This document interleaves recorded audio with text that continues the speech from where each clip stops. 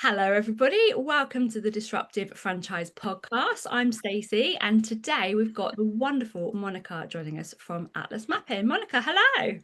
Hi, thanks for having me. It's great to see you again. Pleasure. It's great to see you too. How are you doing? You good?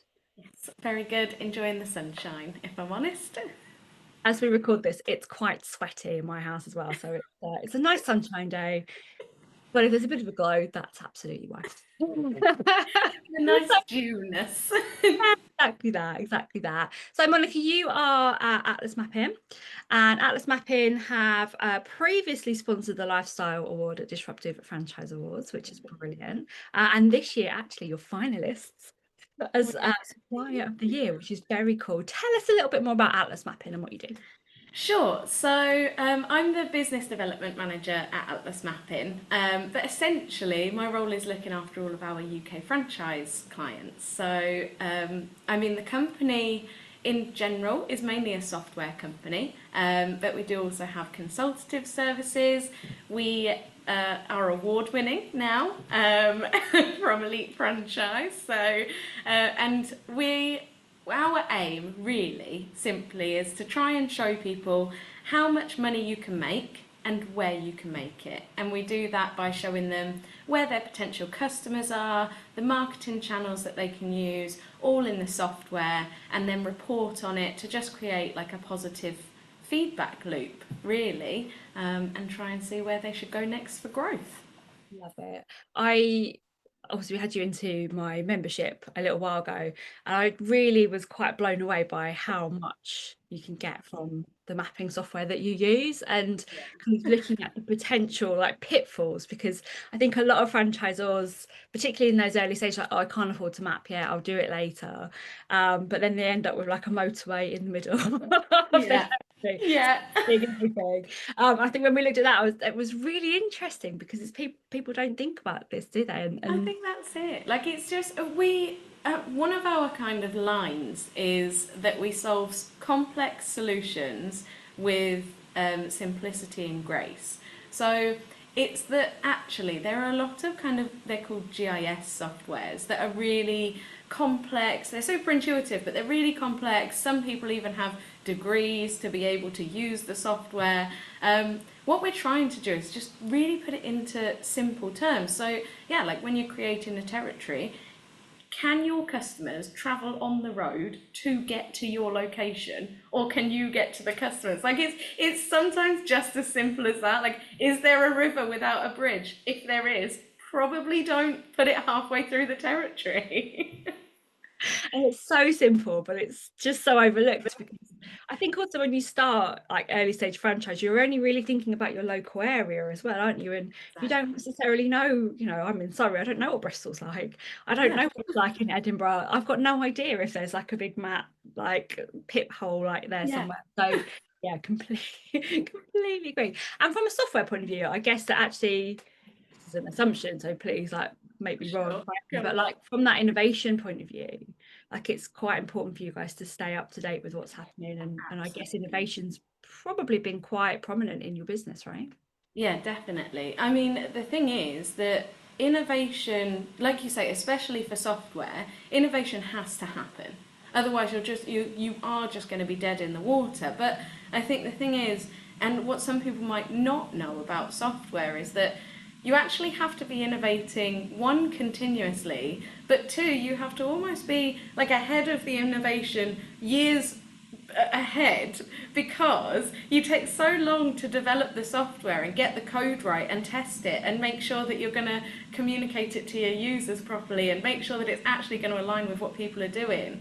So, yeah, we are constantly having meetings. You know, our sales team meet with our development team. We talk about what people are asking for, what do we think is coming next, looking at market trends.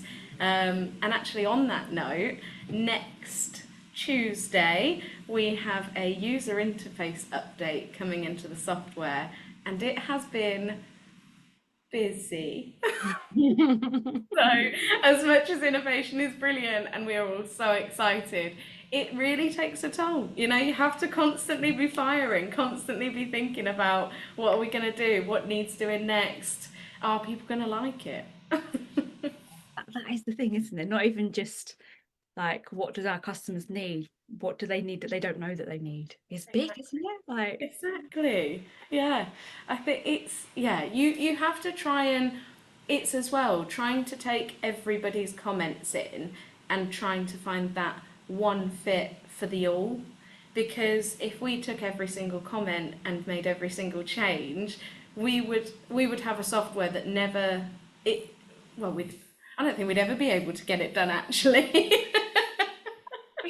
I get that. I had so my background before franchising, I worked at a digital agency Yeah. and we had agile processes and daily scrums and all of the things and like use like like user case stories. And the amount of requests we get from I was client facing, we get so many requests from clients like, well, I wanted to do this, or I need it to be that color, or I need that little toggle thing to work differently. Like it can't, because this is a platform that like multiple like businesses use. Yeah, but why can't you just do this? Oh, you'd be there all day and you're just trying to keep everyone happy. Exactly, exactly. It's like if everybody that used Spotify or Netflix was just asking Netflix and Spotify, which I'm sure people do, and Netflix and Spotify were just like, yeah, sure, I'll just change all of this for you and not everybody else and just create an individual software for every single person. Can you imagine the cost? We'd have pink Spotify, wouldn't we? Yeah. And purple versions. Yeah, yeah, no, absolutely. One of the things I think actually that I was really pleasantly surprised with you guys is that I think you take quite an innovative approach to training as well. Yeah. So like obviously we've had you in membership and you've done like a whole big session for us. And actually I wouldn't have thought that a company like a predominantly software company and solutions company would kind of go do that. So what's the thinking behind that? Why? Tell me why. I think the thing is that if I'm completely honest, it is mainly for a love of a genuine love of customer service and franchising, especially because it's using a mapping software. As much as it's not very difficult, really, you don't know what you want to do. Like you said, you don't know what the other areas of the country look like, right? So if I just stuck you on Google Maps and was like, make a territory, you'd go, that's great, but I don't know, a shape here because it's got some people in it and that's good for business. But actually, if you don't know what you're looking for or what things to try and avoid, and trying not to always talk about territories, but trying to give those tips of natural barriers and understanding how the market works, that's that's where the value is as well. And I think it's just trying to educate as much as it is. Obviously it's great to have more customers, of course, but just making sure that everybody's set up right from the beginning. And I think especially in franchising, it's such a lovely group. It's such a lovely group of businesses to be a part of. You want everybody to succeed. So any kind of bits of wisdom that we can pass on, it just comes from there, really. Yeah, loving to help everyone as much as we can. Yeah, I love that. And actually, most guests that have come on and talked about the franchising industry have said exactly the same thing. It's this lovely, warm um, group of people who just all want everybody else to do well as well. And I think that's Exactly. what I love about the industry because it's quite unique. You know, I've been in like car hire as an industry, sport as an industry, telecoms as an industry, like TV. It's so mega competitive and Yeah, quite cutthroat in places like car rental yeah. industry. It's the most cutthroat place I've ever worked because Oh, everyone's trying to undercut each other and do better and like see off the competition. Franchise is the opposite, completely the opposite, and it's yeah. so wonderful. Well, I Um, think it's isn't it that I think we all have this understanding that if we each help each other and we all do well, franchising in general is just going to grow with a better name for itself. We're going to make it more accessible for people. If we make all franchise businesses more successful, people are more likely to choose it as an option for growth or buying their own business and setting up what they want to do. I think it's just, we all know that if we all do well, franchising will do well, and that's just good for everybody.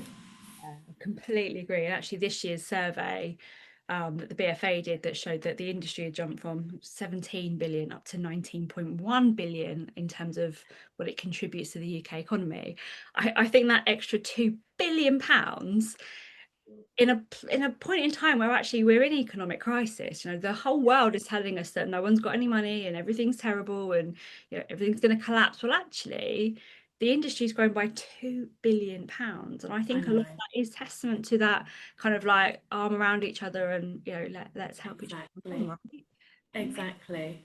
So I good. love it. What advice would you give, Monica, to anyone who's listening to this episode who's thinking about franchising? One, do it. But I think two is just do some research, you know. And when I say research, I don't necessarily just mean googling everything to the nth degree.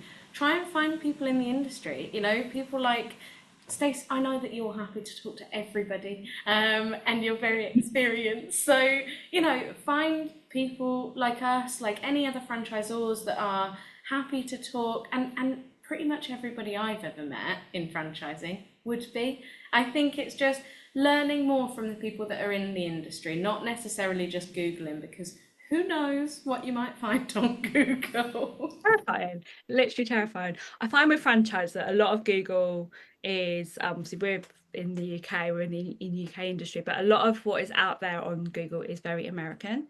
And Yes. the tricky thing with that is that the franchising industry in America is very different in terms of point of entry. There's an awful lot more things to consider. You know, it's federal law, state law, you know, there's so many different things versus UK where actually it's quite simple Yeah, to get started.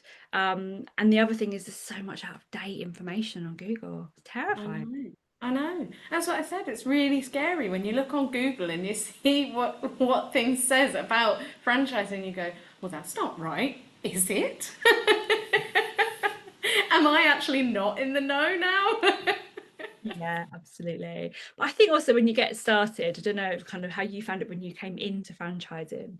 Like from a supplier side, I was a bit like, I know everyone's so friendly. Like I had enough experience in franchising before I started doing this that I was well connected. I knew what I was getting into. I knew that people were lovely. But actually, when I started in franchising, my first experience of franchising was actually in car rental. I worked for Thrifty car and van rental Yeah. franchisees, and it, like I said, it was so cutthroat and so like it just wasn't nice. And then so when I came back into franchising for Daisy First Aid and everyone was lovely, I don't think I'd have ever assumed that from outside the industry. So it was a little bit like Yeah. that nervousness of like, am I going to be accepted? Is anyone going to talk to me? No, You. exactly. Yeah, no, for sure. I think so. I came from my background is hospitality and retail. So, you know, hospitality, everybody is tired. Um, but they're all, I think everybody in hospitality has this understanding that life is really hard if you're in that industry. So there was kind of that welcoming feeling from that side of things. But coming into franchising, I never I'd never really been to a proper business networking event. I'd gone to, you know, I'd been in B2B sales with other breweries, but I hadn't really gone to a business networking event. The first one that I went to in franchising, and it was a BFA event, I couldn't believe how friendly everybody was. I walked away thinking, I've made franchise friends. And I'm like a day into meeting people. It was incredible. I think, like you say, from outside in, you can hear what people say that it's really lovely, it's really nice, but you never know what that means until you get in, start talking to people, and you feel that warmth and that community. It's lovely. Yeah, it really is. And literally all of the guests have all said the same thing. So we're not, you know, it's not a nuance or a person thing. It is an industry thing for sure. Yeah. What you touched on there that you've got an update coming, and I won't get you to do any spoilers, but in terms of the industry and like mapping within it, because mapping's such a big part of the the industry, because the majority of franchises, I know there is a bit of a change, but the majority of franchises are they offer an exclusive territory, in which case obviously being able to map that territory out is so important. Yeah. What's coming up? What's changing? What's Sure. on the I landscape? think What's the I future look think like, Monica? yeah, no, I'm just gonna 1 second, Mystic Meg, get my crystal ball out. Um, I think the biggest change, and it's not necessarily a change, it's more an evolution, and possibly for every business, not just franchising, but I think everybody is getting a much better idea on one, how to use their data that they already have been collecting, and two, how powerful that is. I think more data, and more data that's better aligned to you, your business, your customers, that's the biggest change. Because I think, businesses have been collecting customer data for years. And yes, the biggest stories is Club Card, and they do this and they give you those personalised deals. But I think a lot of franchises, there are a couple who have already fully taken this on board, but it's making sure that their marketing is hyper localized, sending them links to venues that are 10 minutes drive away from them. Does that increase your acquisition rate? Yeah, definitely. And just making sure that you know what you're putting your money behind in terms of setting up a new operation, like I say, that direct marketing, any sort of operational efforts that you're putting in, just making sure that you have the data behind it in backing those decisions, I think is the biggest change. Because before, when we would talk to people about using their data, it was very much, it was a buzzword. It was a scary word that was like, oh, we've heard it thrown around. It's very much business jargon. Nobody really knows what that means. But in simple terms, it's just, where are your customers? How much are your customers worth to you? And how many more sales can you make? It's really easy. I say that, but we help with the easiness. I completely agree with that, because I think the other thing is that a lot of, particularly within lifestyle franchises, and that, an awful lot of Disruptive Franchise Award finalists and winners are lifestyle based, Yeah, and lifestyle being where it's not like a food chain, or there's no heavy investment. I think a lot of lifestyle franchises that they start because somebody was passionate about something. So they yeah, start because somebody had a need to change or needed a solution, and they were passionate about this thing, so they started going for it. And then the trajectory of that, like, passion and the growth happened really quick, and actually a really good way for them to make sure that they got a better impact out there with kind of the thing they were passionate about was to franchise. So yes, I guess what I'm trying to say is a lot of lifestyle, particularly franchises, are almost accidental business owners. They yeah, haven't come out of uni with a business degree and woken up and gone, right, I'm going to be an entrepreneur, and I'm going to go study Richard Branson, and I'm going to go and learn all the things I need to. That just doesn't happen in franchising. And so it's almost like a retrofit of some of the business skills that you need to then grow, data being a huge one of them, a huge part of that. Because I worked as an analyst for quite a long time, and so I am always data led, because I think data helps you justify your decisions. But the exactly. amount of franchises, like franchisors and franchisees, and like, what are your numbers? Like, I don't know. Yeah, Let's first start by looking at the numbers, because actually otherwise you don't know how much more money you can make. If you don't know how many people are in your territory, you don't know how many people you can sell to. If you don't know how many people you can sell to, you don't know what somebody can go make. Particularly when you're trying to sell a franchise territory, I think that franchises are very cagey about offering like financial projections, because they don't want to be mm, responsible for that. But to be able to say, well, actually, we've got 200,000 people in your area, and of that, if you sell to 50% of them, that's 100,000 people, like, and then you exactly. can put that against, you know, we could be here all day. We're talking about, I'd No, love I know, and honestly, you get my brain going. like but to be able to put a number based Yeah. on fact, rather than finger in the air, well, I think you could earn 60,000 a year. This is why I think you could earn 60,000 a year. It's so much more powerful to sell a franchise, right? Well, I think I completely agree, and I think even in, I say even in, but in lifestyle brands as well, yes, people are looking to make that change. They want their work career to be more geared towards their lifestyle. They want a better work-life balance. Like you say, they've probably come from it of a point of passion, but you know, money does make the world go round, really. So if they also know that they can make good money from it and where that money can be made, I think it's just that extra cherry on top, isn't it? It's like you're passionate about it, you will have a better work life balance, you will be doing something that you love. Also, you're going to make money from it. Okay. Funny because everyone wants freedom, but freedom comes from money. It does. You have to Yeah. have the money to have the freedom. And again, I think with a lot of lifestyle, maybe you see this as well, but like it's driven by people who want to help people. Yes. First aid, great example. We want to help people to be confident in horrendous situations. But the best way we can help people be confident in those situations is to make the money and then put more back into the community with the money that we make. Exactly. I think I Exactly. love it. Monica, if there was a magic wand that we could wave for you and you couldn't fail at anything, whether that's business, personal, the world, what would you do if you knew that there was zero risk of failure?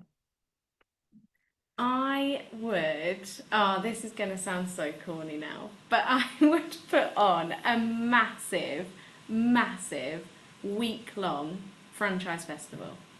And I know that something similar has happened before, but what I mean is that, you know, it would be all elements of franchising. So even include the film industry, not just business format, right? And just maybe have a couple of talks about what franchising is, but also bring together loads of brands, especially the fun ones, and they can all kind of set up their tents and just loads of music and dancing and just the biggest festival. Get it televised, put it everywhere. Don't make it super expensive, but you know, just yeah, a massive franchise festival. Really like that, actually. Really like that. And I won't spill the beans too much, but we're looking at how we develop the disruptive franchise award actually, and how we change maybe the positioning and the vibe of it. But that's for a future date. Got to get Very the award done exciting. first. But I love that actually. And like you say, it's franchise is such a funny word, I think, because franchise to somebody means like all of the Marvel films is a franchise, right? But Exactly. like I think when most people hear the word franchise, they think of McDonald's. Yeah. Yeah, McDonald's is a franchise. Like there's so much more to it than that. It's not just that. Exactly. Exactly. Exactly. I think it would just be the best showcase for that. Like show every single element of franchising, and then it, you know even more like the lifestyle, the music, that oh, you know, the music teaching franchises. They could put on little sessions, and you can go and pick up an instrument and try. Oh, now I want it. Now you've got a project on your hands. Let me know when it is. I'm there. I will. I will. I think the way that you could kind of almost like pull that in with like all of the other industries is that an awful lot of sports stars and film and music stars actually invest their money in franchising. I don't know Exactly. how many people know this, but like LeBron James, for example, um, owned at one point, I think, 117, Yeah, I he think, had loads, didn't he? something like that, like just of Yeah. Subway, and he had Auntie Anne's, and I can't remember what the other one was. But I was reading this like, wow, he's like a Yeah. huge investor in franchising because when they make all that money to create real wealth rather than just burning through their cash, they're investing it. And actually, franchise, yeah, we see it at the franchise show every single year, whether it's the international one or the UK one, like a huge number of business owners come and flock into those shows to find things to invest their money on. Yeah. But yeah, we could get all like the celebrity franchise investors in, like get them in. Exactly. Ah, Monica, you should do that.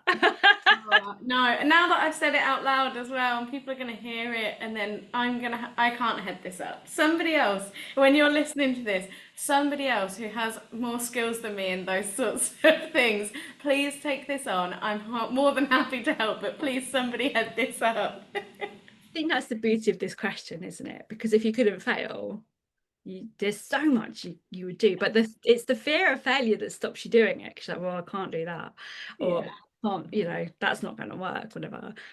Interestingly, so the point where we're filming this next month is Ideas Fest, and Ideas Fest is a growing event for business owners. It's like the Glastonbury of business, basically. I went last year; it was really good fun. It's in a field. There are tents, and they do talks and stuff like that. And this year, there is a franchise panel with Pip Wilkins, who's the head of the BFA, and some other wonderful, like it's been organised by Elite Franchising. Yeah, And so we're kind of taking those steps into the mainstream business channels, which is brilliant. But I think, yeah, absolutely, you could do a whole festival. yeah, yeah. I love it. I love it. I just love it. That's what I love about the question. The potential is just endless, isn't it? Exactly, You have that exactly. data behind you, but yeah, let's do it. You know where to do it from all of the mapping data that we've got. Like, See, exactly. I know where all the people are. I know the easiest place to get to in terms of driving locations. Now we just need a big enough field. Maybe where they do leads or download or. Maybe I'll start looking into this actually. guys, watch this space. Monica is very soon going to be bringing to you the amazing Franchise Festival. Oh, Fingers gorgeous, crossed. gorgeous. Monica, thank you so much for being with me today. I've loved chatting to you. We could probably chat about this festival like all day. Exactly. I'm there for that. Absolutely there for that. Thank you so, so much. How can people find you and Atlas Mapping? You can find Atlas Mapping on Google or on LinkedIn, and again, you can find myself on LinkedIn. I have started to post top tips for territory mapping and using your data. So, if you want any free tips, go onto LinkedIn, find my page, reach out, talk to us at Atlas Mapping. If you need a hand, we're more than happy. Amazing. Thank you, Monica. We'll put all of the links in the show notes so that you can go and click to find whatever you need. Thank you so much for joining me today. I hope you guys that are listening have enjoyed listening to the show. If you have, please do me a favour and drop us a subscribe so that you get notifications on what's coming next. And this show has been very kindly sponsored by Bookwhen and Make Your Mark podcast agency. Thank you very much. We'll see you next week. Thanks, everyone.